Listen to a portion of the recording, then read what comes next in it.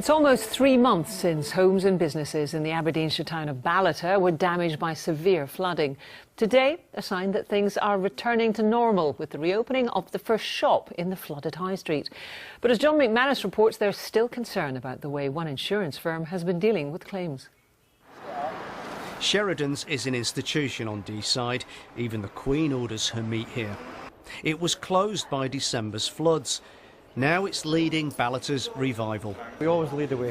The thing is, we got in there fine and early, got things dried out. We did a refit 4 years ago, and the plans were all there from the company that did the refit, so we went straight to them, and the things were ordered the next day, really. Down the street, other shops are rushing to get ready for the tourist season. This is the heart of Ballater, and it's slowly returning to normal. And on a day like today, it's hard not to feel optimistic about the future. It's all a long way from the scenes that we saw in December. That was then, and this is now. But problems remain. A few weeks ago, Karen Murray told us how her insurance policy with Integra was voided, but she's still fighting. Business in the Community Scotland, through Prince Charles's Trust, they've been in contact and given us lots of good advice and communications with Integra, so they're helping us as much as they can. It's been really tough. I said before, I don't sleep very well due to it. It's just every night you go to bed and it's just something else to think about. Round the corner, David McNeil has been renovating his house himself after Integra also voided his policy. What would I like them to do?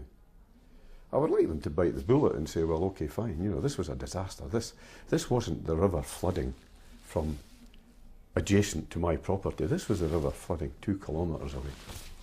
And everything just came down and went towards the river.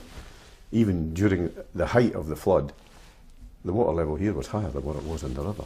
And there are others, many who've gone to the Reverend David Barr. There's about 10 families that I know of, and they range from really old folk to people with children and everything in between. Emotionally, oh my goodness.